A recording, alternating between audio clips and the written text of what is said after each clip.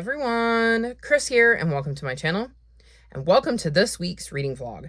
So it is Wednesday, because I accidentally did an 8-day reading vlog, and it's actually 4 o'clock in the morning, so we're going to try to make this quick. My plans for this week, hopefully finish my TBR. I have like 6 books on it. I have Silverborn, which will not take me long. I'm going to sit down and, tear through it. What else do I have? Oh, Moonwalking, which I completely forgot to mention in last week's vlog. I did actually start this. I'm not going back and refilming that, even though you can see, if you just finished last week's vlog, that this is the same outfit, and I literally just finished it.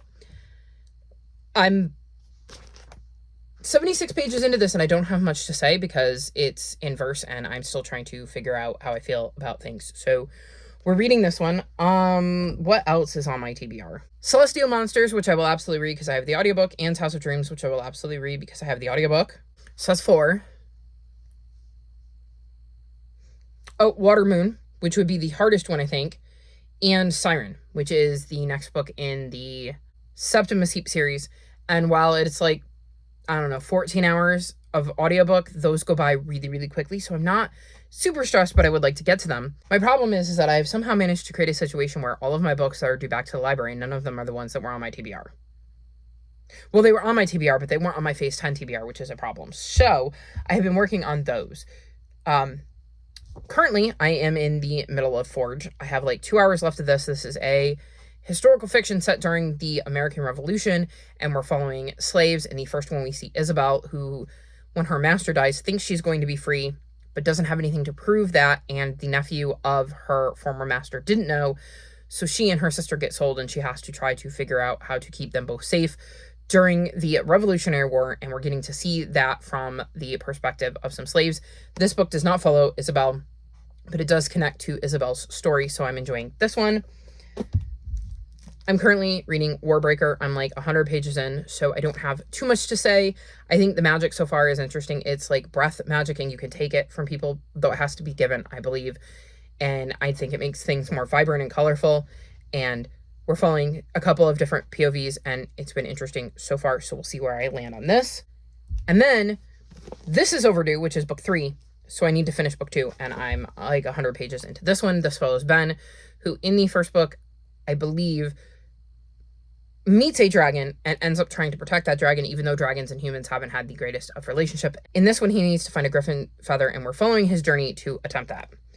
I would also like to get back to Community Witch, though that is less of a priority. I do own it, and I am partway through the Bonanza King, so we'll see if I get back to this one, because again, I need to finish my TBR, and I need to finish my overdue library book. So those are going to be the focuses for this week.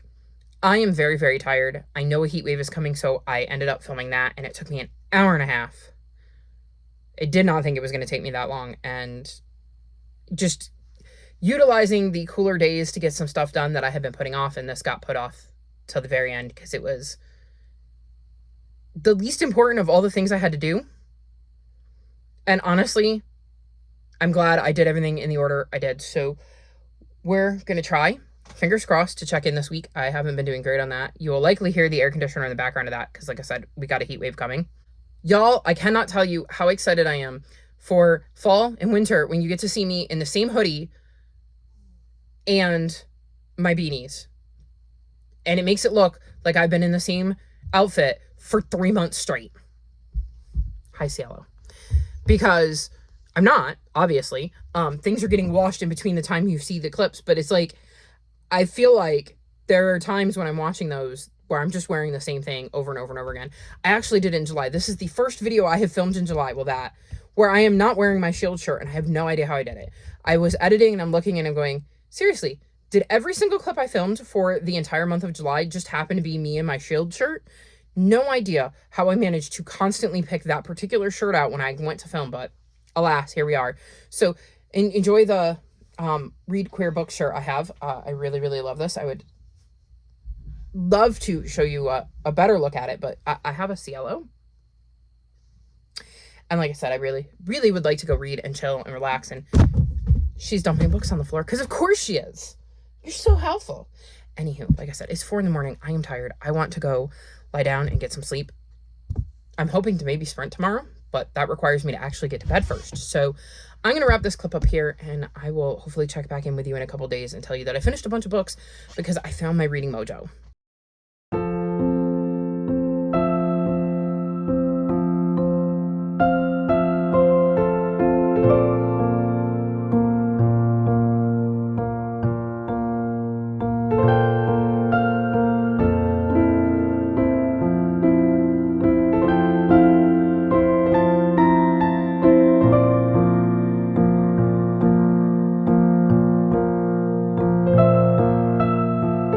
So it is the 30th and I am checking in. I managed to actually remember to check in this time. I'm going to apologize right from the beginning for the air conditioner, but we are still in the midst of a heat wave, or we're in another one or whatever. So I would roast in here if it wasn't on. I understand if you can't watch because of it, but there's no way I can turn it off. It's bad enough I've shut my fan off. Also, if the lighting is a little bit weird, it's because one of my lamps died. I went to turn it on and it clicked weird, and I looked and a piece had broken off inside, so I have to get a new lamp, and I've been trying to figure out that situation, and then that ran into it getting hot, and so I didn't film, and now here we are. Although I do hope you liked the idea I had for the thumbnail. Normally I take my thumbnail when I film this clip, but the lighting is so bad that I decided to go with one of the kitties, and it kind of really encompasses what I've done for most of July. So Bugsy just lounging around doing nothing is pretty much how my July has gone. Although this week I actually got a lot read. So let's dive in, let you know what I've read so that I can move on and get back to reading and editing and having a fan on, because I am, again, really hot, and fingers crossed that this is one of the last vlogs I have to do where I am complaining about being really, really hot. So first up, I finished Moonwalking, and I gave this 3.75 stars. This is a book told in verse that follows two boys, JJ and Pi. And JJ and his family end up moving to Greenpoint, Brooklyn, and he's nervous about starting school. He's expecting to be bullied like he was at his last school, and he ends up meeting Pi. And Pi is really into art. He likes to do graffiti, and an unlikely friendship blooms between the two boys, despite the fact that JJ is more into music and Pi is into art. And we get to see how this friendship forms despite some of their differences.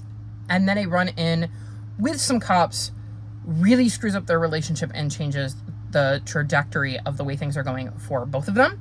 I thought this was interesting. I really liked getting to see the differences between the two boys and how, despite those differences, they found commonalities between these two things that they loved.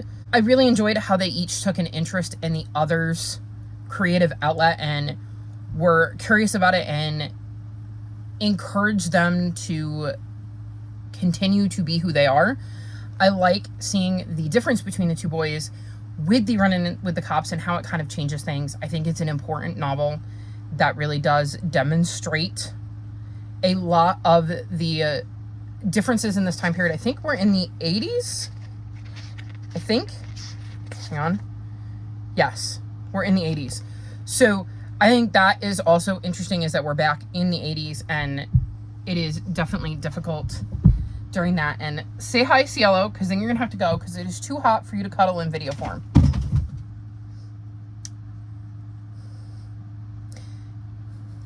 And the books I had perched, she must have bumped when she got up here, so that'll be fun.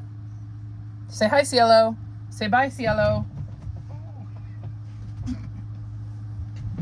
She is very heavy.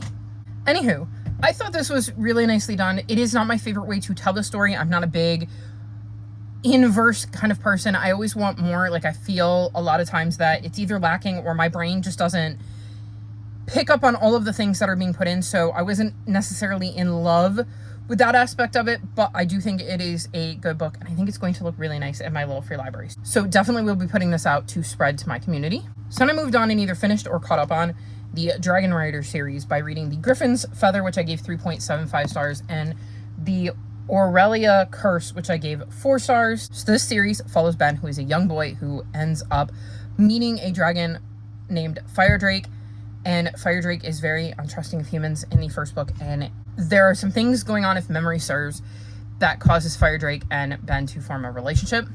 Sorry if the angle has changed a bit. My camera just shut itself off, which it's never done before, so that's interesting. Let's hope that it is not due to the heat. We're gonna, again, try to speed this up. In the Griffin's Feather, the last remaining Pegasi are in danger, and they need to find a Griffin's Feather to save them. And in the Aurelia Curse, there is a magical creature that is in need of protection, and this one is very, very important because if certain things happen to this creature, it could lead to the end of all magical creatures. I enjoyed this one slightly more than the Griffin's Feather, but it could be because I read these back to back and I was more into the series and the world was fresh and all the characters were fresh in this one. This is not a new favorite series or anything. I struggle with these in English. They're translated from German, and I found this with the Inkheart series by Cornelia Funke that when I read the third and fourth books, I really struggled to get through them. There's something about the pacing that just does not work with my brain. So I read them a little bit slower than most books, so that doesn't help. But I do think the series is interesting, and I do think it's fun, and I do think that it works well for middle graders and has a lot of interesting lessons in it. So I had a good time and would recommend the series. Then I read Only This Beautiful Moment, and I gave this 4.25 stars. This follows a family. We get 3 POVs. We get Bobby, who is the grandfather, Saeed, who is the son, and Mood, who is the grandson. And we're seeing Bobby in 1939, Saeed in 1978, and Mood in 2019. And these are connected because Mood and Saeed are going back to, is it Iran? Yes. Back to Iran to visit Bobby, their father/grandfather, who is dying. And there is a reason we're seeing each of these timelines and learning about each of these characters at this particular period in their life. I had a really good time with this. I thought it was absolutely fascinating to see each of these 3 characters and the things they were going through during some of the formative years in their lives. I love how each section informs what's going on in the other characters' stories and how the author kind of ties together the stories he's telling about each of these characters. Despite being in 3 different timelines, even though they're related, they're very important and tied together in a very interesting and engaging way. I love how Mood changes throughout his story, and his relationship with both his grandfather and his father changes as he learns more about who they were back in these time periods, because that is very important to Mood's journey and Mood's story. So absolutely would recommend this. Had a really, really good time with it. And I think this is the same person that wrote Like a Love Song, which I read ages and ages and ages ago. No, Like a Love Story, sorry. Which I read ages and ages and ages ago. So I'm definitely going to have to read more because I had a really good time with this, and I like the way he kind of crafted his story and wove the stories together. Then I read Celestial Monsters, and I gave this 3.75 stars. This wrapped up a duology for me. In this series, we follow Teo, who is a Jade Semidios, and they're getting ready to have the Sunbearer trials, and these trials happen every 10 years, and 10 Semidioses compete to be the Sunbearer and sacrifice the loser to Soul to keep the Ascidian gods at bay. And we get to see in the first one Teo compete, which was never part of his plan. Jades don't normally get picked for the competition, and he does, and he ends up going from only worrying that his best friend Nia is going to be picked to having to worry about himself and his best friend and a younger competitor who is also a Jade named Chio. And the first book left on a giant cliffhanger, which I can't talk about. And we picked up pretty much right where we left off in book 1 in this one. And so we dive right back into the action. I feel like this one wasn't as good as the first one. I feel like there was a lot of focus on a relationship in here that I didn't necessarily love the focus being on, and less on the thing that had been building at the end of book 1. This one is really hard to talk about without spoiling stuff for book 1, but basically there was a big thing that happened at the end of book 1, and it kind of made me feel like we knew where we were going in this one. And yes, we did that thing, but it felt like the subplot as opposed to the main plot, when I feel like that should have been reversed, and I didn't necessarily love that. There were characters I would have liked more from in here that we didn't really get. This one just didn't work as well. I didn't dislike it, obviously at 3.75 stars, but it was not my favorite of Aiden Thomas's work, and I was expecting more from this, and I almost think this would have been better as a trilogy, because I feel like this book could have been split in 2 and would have been able to do both the plot and the subplot better had it been split into 2 books, because I think that we could have gotten more in depth on both of them, and I think they both felt a little lacking to me, or like I said, the attention was on one aspect when I wanted it to be on the other. Hopefully that makes sense if you've read it, or at least read The Sunbearer Trials, that you can kind of see where I'm going with this. Again, sequels are always very hard to talk about. Then a book I did enjoy, Uncle Bobby's Wedding. I gave this 4.5 stars. This follows a little girl named Chloe who finds out her Uncle Bobby is getting married and is really upset because what if Uncle Bobby doesn't have time for her anymore? And I just thought this was really sweet and important look at what happens when somebody you love develops a relationship with somebody, and the worry that that relationship, regardless of what kind it is, will somehow change your relationship with this person that you love. And I think that is definitely a fear that a lot of little kids have, whether it be a parent or a best friend or a sibling or a aunt or uncle or whatever.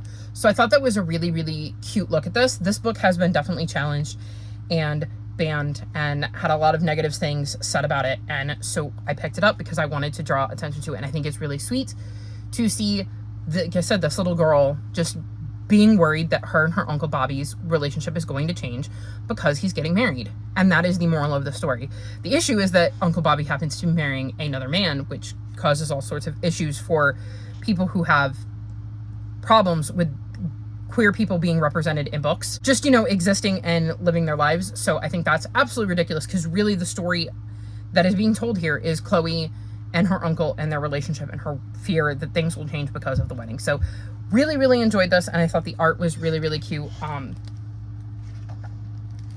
It does a really good job to depict Chloe and her uncle's relationship and the worries that she has. So definitely would recommend this if you have little ones.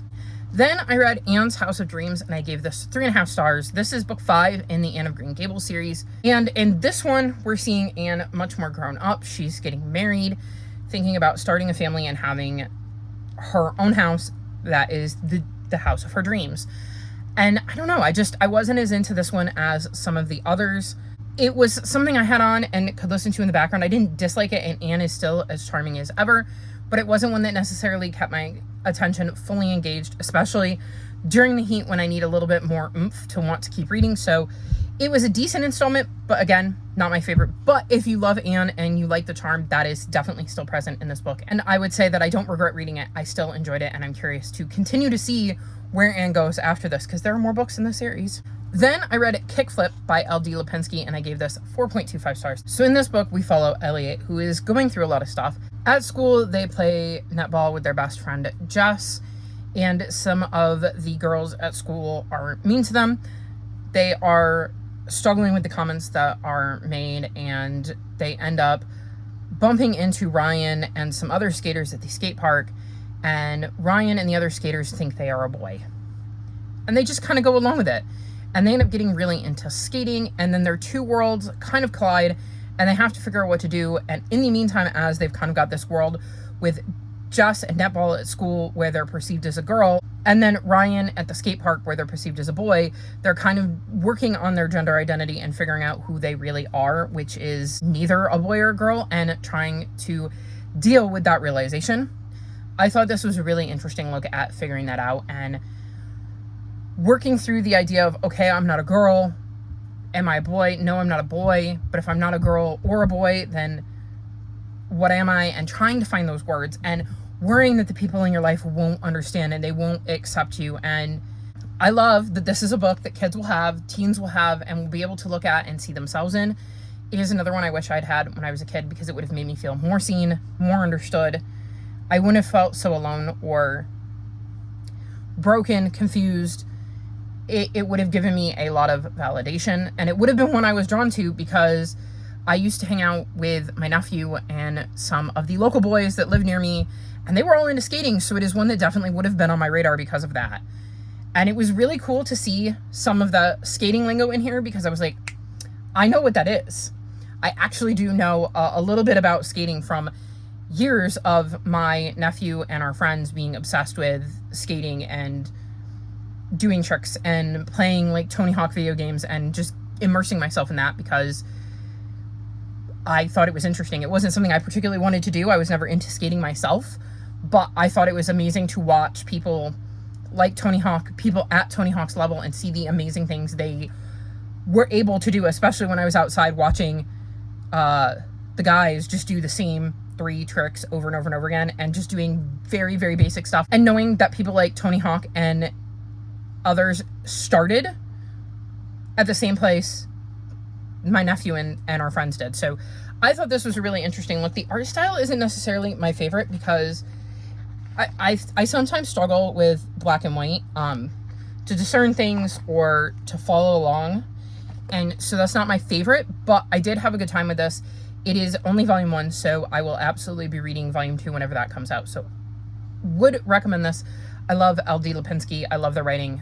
I will auto buy anything they write because I'm that interested in what they're putting out. I told y'all I had a really good week. I'm not done yet. I also read Siren. This is book 5. Yes, book 5 in the Septimus Heap series. This follows Septimus Heap, who is separated from his family. He's the 7th son of a 7th son. He's believed to be dead on birth. He's not. But in the meantime, his father finds a baby in the snow when he is walking after thinking his 7th son has died, and brings her into the family. And we see Septimus's family and Septimus kind of go throughout their lives. I think the magic in this world is interesting. This one only got a 3.5 star for me. I'm not super invested in the series. I think if it wasn't one of my series to continue for 2025, I wouldn't be chomping at the bit to pick up the next one and continuing to put it on my TBR. I would read it eventually, but it's not like a high priority. But because it is a series to continue and I would like to complete at least one of my goals this year, I will continue to plug away at it. Again, this is not a bad series, but it's not my favorite. It doesn't keep me super engaged. And like I said with Anne's House of Dreams in this heat, I needed something that was going to keep me engaged, whether I ended up enjoying it at the end or not, which you're going to see in the next couple of books, actually. So still invested in the series, want to see how it's going to wrap up, but not necessarily a high priority, though it will get done because, well, that's the way I planned it. Then my least favorite book I read this week, Watermoon. I gave this 2 stars. Now, this was engaging. This definitely pulled me in and definitely hooked me. This follows Hana, who is taking over this pawn shop after her dad retires. But the thing this pawn shop deals in is choices, not like trinkets. So you only get to see this pawn shop if you're in need of it and you are willing to give up a choice you made. It is usually one that has some sort of regret tied to it. And Hana is getting ready to take over. She wakes up that first morning and the shop looks like it's been ransacked. Her father's missing. And so is one of these magical choices, which is bad because they give these choices to a boss type person and they are not going to be happy if they find out one of the choices is missing. And it's very, very dangerous for them not to hand over all of their choices. A stranger stumbles into the shop, and instead of asking Hana for help with the idea of trading in a choice, he offers to help her. And so the two of them set off to find out what happened to her father while trying to track down this missing choice. The premise is intriguing. It is very, very whimsical. And it worked for me for a little bit, but then I started to lose interest. I didn't really care about the relationship between Hana and I think his name is Kai. I lost interest because it felt like we were just doing a lot of the same things over and over in this search for her father. And I did not at all like the way the book wrapped up. It just was not the way I would have chosen to end it. Like, it just didn't work for me. I didn't like the choices the author made at the end. So while I was engaged, I just didn't like how things played out. And there was a point in the middle where I got less interested. Not my favorite and will be unhauling this. And then the very last book I finished is Home of the American Circus, and I gave this 3.75 stars. This is another one that had me really, really engaged. This follows Freya.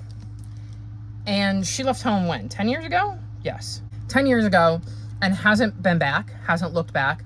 Her parents died in a car crash, I believe, and left her their house, but she hasn't been back to check on it.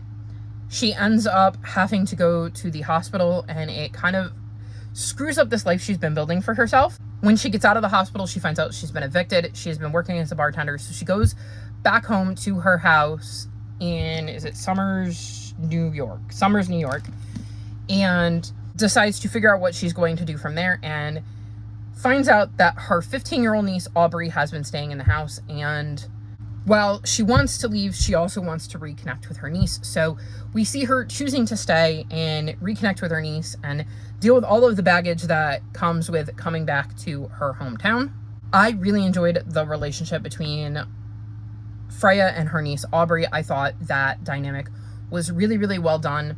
I liked trying to puzzle out why Freya left in the first place and what we didn't know, because it is very clear that she had a very good reason. She didn't just decide to skip town one day and never come back. She had reason to leave. We just don't know what that reason is in the beginning.